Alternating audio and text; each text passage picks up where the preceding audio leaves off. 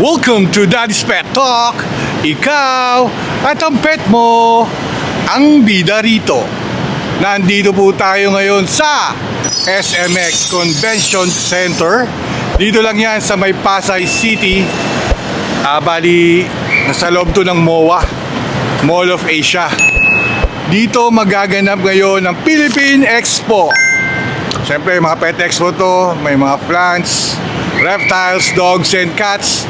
Ito ang inyong Daddy Wax na magre-report sa mga pet community kung anong kaganapan ngayon ang mangyayari dito sa Philippine Pet Expo. Tara, pasukin natin kung anong kaganapan sa loob. Yun na, nandito tayo ngayon sa loob. Naku, dami nating pupuntahan, dami nating papasukin dito. Yun o, kita nyo, dami ng tao ron. Bali, dito yung Pet Expo 2026. Tapos dun yung isa, dito yung Sakoy. Yan, ito ang kaganapan ngayon, pila. First day po ngayon ng Pet Expo 2026. Ito, siyempre, Philippine Pet Expo 2026. Bali, siyempre, umakit tayo sa taas para maganda ang shot natin. Yan, mga ka-pet talk. Ito ang mga kaganapan, pila po sila, mga 10:30 to mag-open eh. Bali magti 10 o'clock pa lang in the morning. Yan po ang kaganapan ngayong araw na to, Feb 20, 2026 sa Philippine Expo 2026. Yan po, pila mga tao.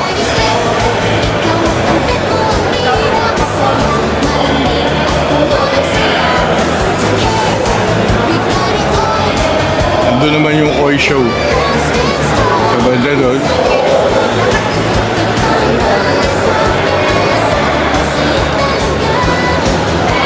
Tapos doon naman sa banda doon sa IGF. Yan ang mga expo ngayon na Feb 20 hanggang 2022 to na mangyayari ngayong week na to. Ito ulit ang yung Daddy Wax na nagre-report sa pet community. Samahan nyo akong pumasok sa loob. Mamaya-maya mag-o-open na po. Yun na, nagpapasok na. Ang dami na pumasok. Siyempre nagpahuli tayo. Ayan o. Ayan ang Philippine Pet Expo 2026. Siyempre dito tayo banda nagbayad sa lugar na to. Bayad dyan tayo ng 250 ng entrance. Yan po. Sorry lang siya. Sorry po. Papasok na tayo sa loob ng Philippine Pet Expo.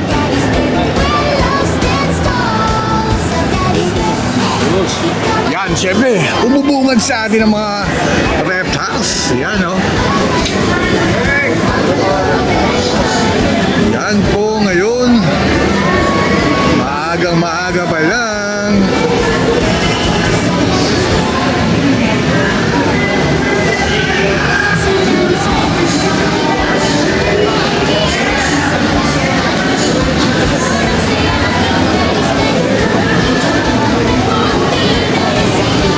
Siyempre, unahin natin itong kada na ito.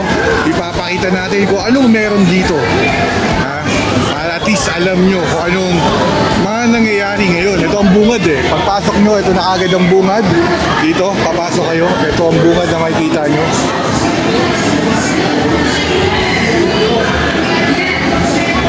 Tara, pasukin natin kung ano mga nangyayari at kaganapan. Ako, ang dami ako nakitang mga ipiplex dito ng mga reptiles.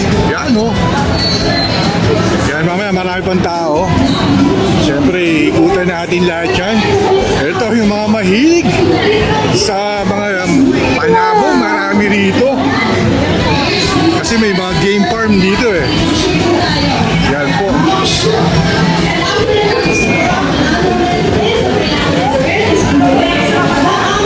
Ikutan natin yan lahat mamaya. Ito, meron pa ritong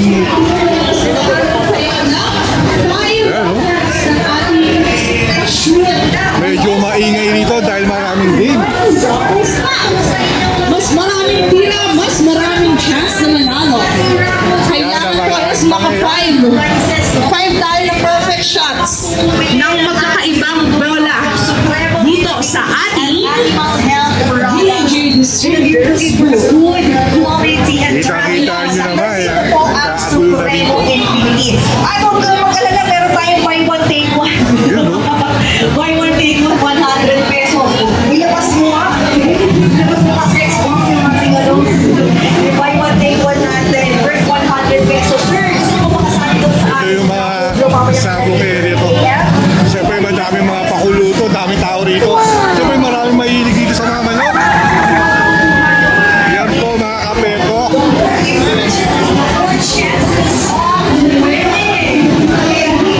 Yun, oh. Dami.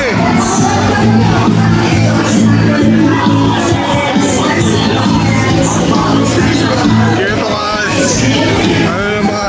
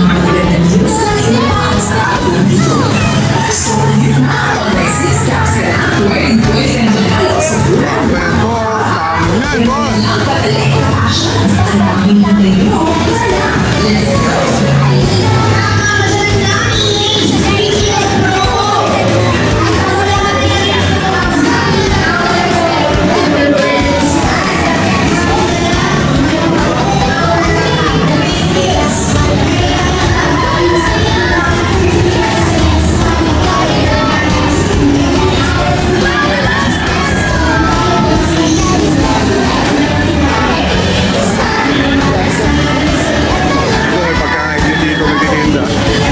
Nakikita nyo rin. Ito yung mga farm.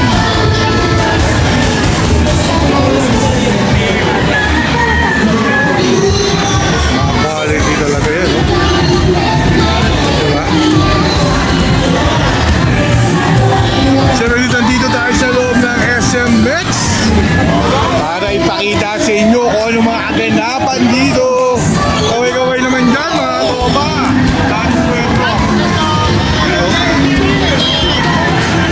Yan po, marami tayo dito mga.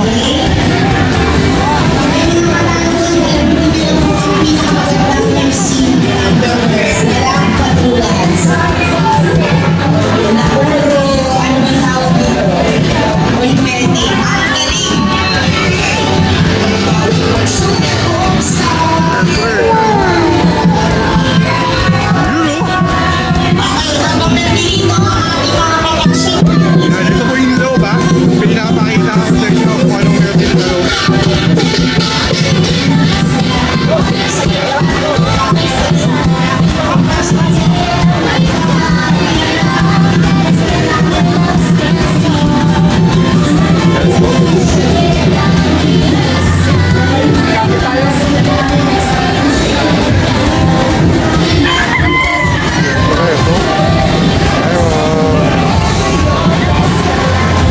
Dito sila boss kayo.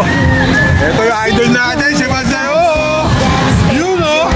Kalis petok nila. Yun ang idol natin dyan. Dito muna tayo. Para at least makita kung anong mga kaganapan dito.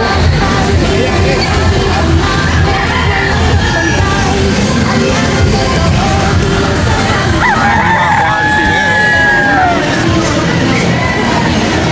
Yan, dito manok pa lang ito ha.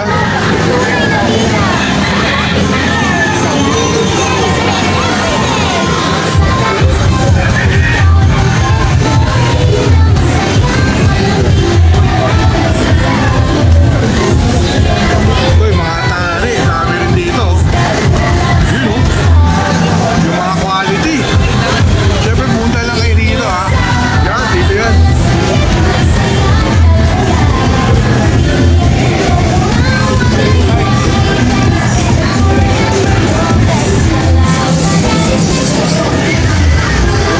Yan po. Ito naman yung stage. Kasi siyempre ito eh. Dito, mga sabong-sabong, nag-gitara, kahit sa dulo, mga koy. Lahat ko, pumunta natin ito, papakita natin sa inyo kung ano mga nangyayari dito. Masyadong festive, maraming tao, maaga pa lang. Siyempre dito yung mga mga pet nila to, mas mahal pa nila ito sa anak nila eh. Yung mga manok nila eh, di ba? Yan o. Yung mga quality.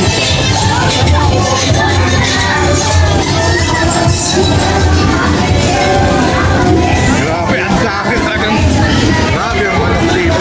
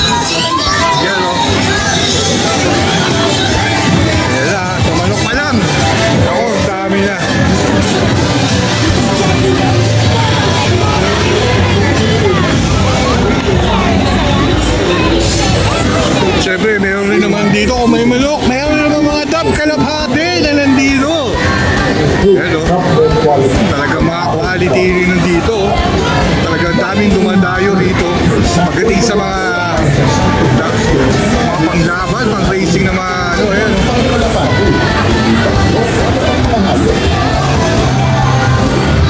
Siyempre mga quality yan, yan mga... Yan o, ang hirap kasi mag-interview sa side na to eh. Kasi malakas talaga yung, ano, malakas talaga yung sounds. Ito, maganda rito, yung mga pagkain, nandito lahat.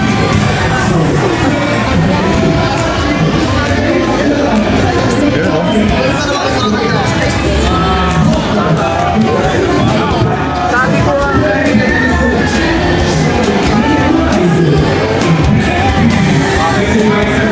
Yan o.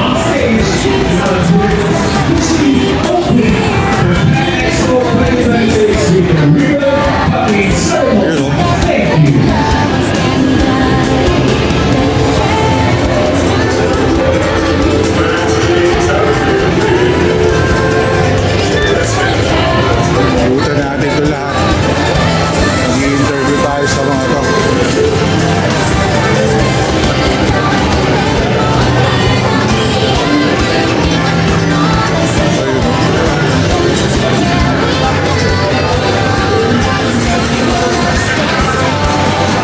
Hi!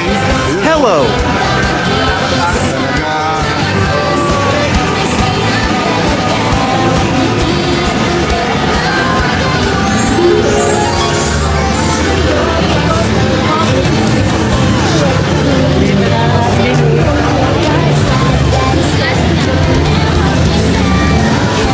Ito yung mga wildlife.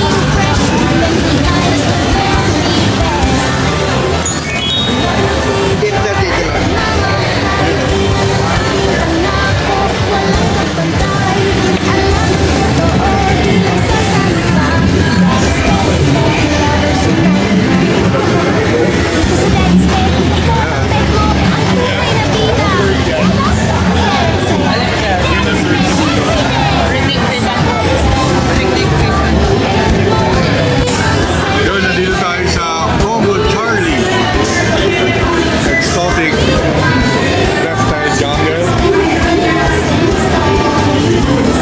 Ayan. Ito yung mga naka-display nila rito ngayon.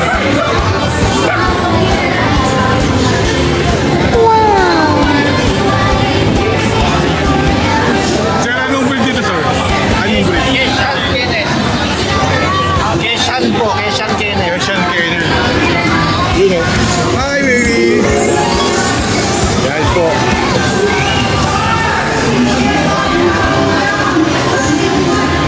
Siyempre, nandito yung nature protection.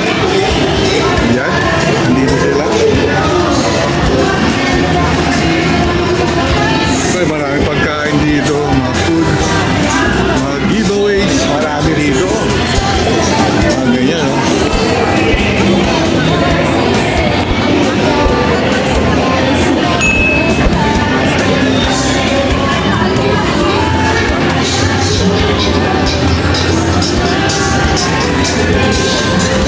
Ito yung mga kailangan nyo ng mga pang-aquarium dito. Ayan po. Kaya magaganda yung mga yan.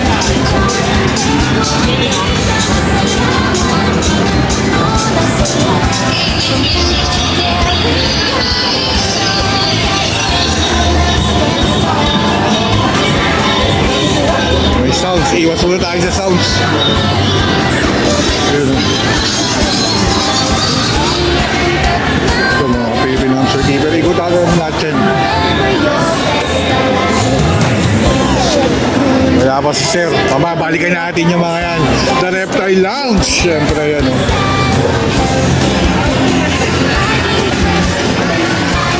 Yun o. Nandito na naman tayo kay Morphine Kings. Siyempre, i-flex si Morphine Kings. Akanyam. Meron siya dito ngayon sa Philippine Pet Expo. Sir, pwede mo ba ulit ipakilala ang sarili mo? Ako si Marco ng Morphings Reptile Farm. So punta kayo dito sa SMX para masukis namin yung mga alaga namin itong mga ball pythons. Sir, pwede mo bang i-flex ngayon? Kung anong dala mo rito? Ang dala ko yung mga fights natin. Yung mga orange na fights natin na wala ang iba. Yun. Yun talaga siya dun eh. Yan ang meron siya ngayon. Yes. Scent Bites. So punta na lang kayo dito sa sa SMS Convention Center, Philippine Pet Expo hanggang Sunday ito. Yun o. Today is Friday. Pumula tayo maaga para kung makita to at mapanood mo may gabi. Para at least bukas pwede siya pumunta. Oo. Sir, pwede mo ba pakita yung mga talagang pangmalakasan mo bang loorin sa sinasabi mo, sir? Ito, pakita ko lang sa atin. Ayan. Papakita kayo ni sir, oh. Oh, wow! Ito talaga, kaibigan natin to. Simula nung Sir Marco, sabay ito.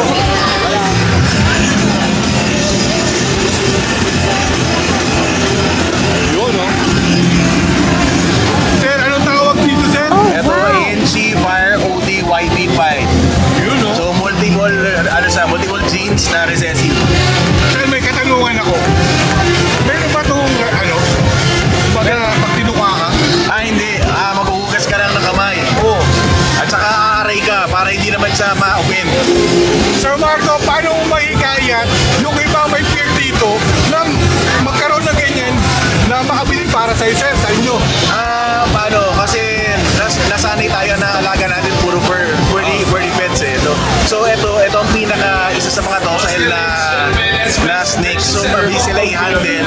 Once a week lang kumakain. Once a week? Once a week lang. Sir, siyempre, nag-represent tayo sa pet community. Ano kung pinapakain mo ito, sir? Siyempre, katanungan eh. Rodents lang. Mga daga. Yun lang, oo. Kasi kung baka napakadali lang siya. Oo. Siya pag sa mall, pwede pag ipasok to. Hindi pwede. Kailangan meron kang kailangan may mga permit dapat. So dapat kukuha kayo sa mga legitimate source na o kaya mga farm permit lang. Sa'yo, pwede rin kumuha. Yes, pwede. Yun, no? Kaya ito, huli na rito kay Sir Marco. Siyempre, sa More Kings yan, no? Di ba? Sir, pwede mo bang i-shoutout yung page mo para yung mga kapetok natin, siyempre? Please, thank you Daddy's Pet Talk. So punta kayo ng Facebook nyo, look for More Kings Reptile Farm. So like and follow lang po. Tapos sabay, pwede kayo magtanong. Sir, isa pang tanong. Sir, pwede ba ito sa mga 6 years old na bata? Oh, pwede. Meron Yan, meron akong anak na 4 years old. Yun ang actually parang stress reliever niya para hawakan yung mga Yan, alaga. no? Tignan nyo naman, ang cute niya, no? Siyempre, mga kapetok, ano bang pumunta na kayo dito bukas? O, pag napanood nyo to, pumunta na kayo kagad dito sa Philippine Pet Expo at hanapin si Sir Marco ng More Kings. Sir Marco, sa Daddy's Pet, ikaw, at siyempre yung mga pet mo nandito. Ang bida. Siyempre, di ba? SMX Convention. Yun! Nandito na naman tayo sa Philippine Hamster Keepers. Siyempre, kasama natin, sir. Sir, pwede mo bang ipakilala ang inyong sarili at i-flex kung anong meron kayo dito? Hello, ako si PG Villaroman, owner ng Philippine Hamster Keepers. So, ang Philippine Hamster Keepers, napapromote kami ng proper hamster care. So, papakita ko sa inyo yung mga sample setup natin, Yan, kung ano yung mga sample mga setup. hamsters natin dito. So, ito yung mga cages ng mga hamsters natin. Meron tayong mga Syrian hamsters at saka dwarf hamsters. So, kung mapapansin nyo, lahat ng hamsters natin dito, lahat sila ay individually caged na may sarili-sarili silang mga gamit, wheels, at mga pagkain. So, sa amin, we make sure na dapat maalagaan ng maayos yung ating mga hamsters, kaya tayo nagpo-provide ng mga ganito klaseng mga accessories and enclosures sa kanila. Sir, siyempre, sir, unang katalungan, sir. Pwede ba talaga ito sa mga bata na edad 6 years old? Kasi pagdating sa mga ganyan, 6 years old na bata. Kasi meron tayong pet shop sa Cubao eh. Yun ang hinahanap sa akin, sir eh. Hamster. Pwede mo bang sabihin sa kanila na pag-handle ng ito, lalo na pagbata? Actually, honestly, sa Philippine Hamster Keepers, dahil nag-educate kami ng mga owners sa pag-alaga, actually, yung mga hamsters, hindi talaga siya ideal for kids na 6 years old below. Bakit? Kasi usually, ang responsibility nagagaling dun sa mga parents. So, ang parents nagpo-provide ng mga needs sa mga hamsters, pero yung mga parents, pwede nilang turuan yung anak nila na maging responsible. So, kailangan importante na may proper guidance from the parents, so turuan yung mga anak. So, technically, pwede din mag-alaga yung mga anak ng mga 6 years old pababa, pero make sure lang na nakaalalay ang mga parents at tuturuan tuturuan silang mag-alaga. Yun talaga importante, Yes. sir. Siyempre, kailangan pa rin guidance ng parents, sir. Siyempre, may mga high school na gusto yung mga ganito, sir. If ever makabili sila sa inyo ng set na may hamster na, pwede lagi sila magtanong. Alam mo naman, iba nagtatanong lagi. Inaano nyo yun, sir, pari. Lagi nyo silang binibigyan ng kasagutan sa mga katanungan nila. Alright, so sa mga hindi nakakala, pang Philippine Hamster Keepers po kasi, nagpa-promote kami ng adoption. So, nag-rescue kami at nagpa-foster kami ng mga hamsters sa mga new owners. So, for example, itong mga hamsters natin dito, lahat po ito ay mga rescued hamsters. So, if interested ka mag-alaga, pwede kayo mag-alaga, pero kailangan mag-provide kayo ng mga basic needs ng mga hamsters. So, once na ma-provide yung basic needs at nakita nyo kung ano yung mga tamang ways sa pag-aalaga, pwede na kayo mag-adopt sa amin na libre. Yun, sa mga pet community. Ngayon, siyempre, sir, first time akong nakapag-interview ng ganyan, sir. Ina-adopt, sir, yung hamster, eh. Siyempre, sir, ako isang malaking karangalan na ma-interview ko, sir, para ma-report natin sa pet community kung ano na nangyayari. Di ba, sir? Sir, pwede mo bang i-flex ang inyong Facebook page, sir? So sa mga first time na marinig yung aming page, ang pangalan namin ay Philippine Hamster Keepers. So yung Facebook group kung saan nagpa-promote kami ng proper hamster care. Pag naghanap kayo ng mga adoption, pwede nyo check yung Hamdoption. Ayan, Hamdoption page. Diyan namin pinopost lahat ng mga hamsters na for adoption. So if interested kayo mag-adopt, message nyo lang kami sa aming page. And send namin yung mga requirements para malaman yung mga kailangan at makakapag-adopt na rin kayo. Now officially open. Siyempre, dito sa Daddy's Pet, isang karangalan na ma-interview kita at may report natin sa pet community kung anong kahalagahan ng ginagawa nyo at ang mga hamster dito Alright. sa Philippine Hamster Keepers. Ito ang inyong Daddy Wax na laging nagsasabi dito sa Daddy's Pet. Kayo at ang mga hamster nandito ang bida. Sir, bakit gusto kong shoutout nyo, sir? Hi, shoutout sa mga hamster keepers. Sana lagyan yung hamster nyo na maayos. Yun lang. Sir, maraming salamat. Bye-bye. Daddy's Pet, pet lovers unite na. Dito sa Daddy's Pet, ikaw at ang pet mo ang tunay na